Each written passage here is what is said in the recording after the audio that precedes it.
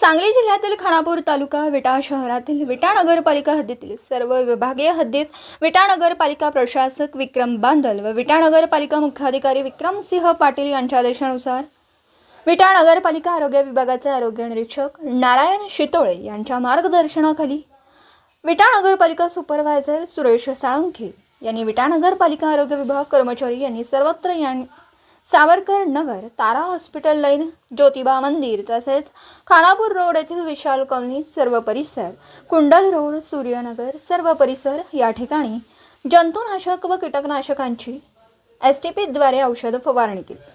तसेच फॉन्किंगद्वारे धूर फवारणी या सर्व भागात करण्यात आली.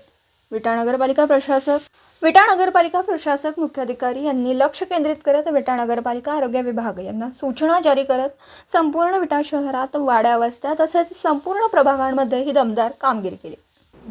दिवसभरातील घडामोडींचा आढावा घेण्यासाठी पाहत रहा N24 मराठी न्यूज चॅनल.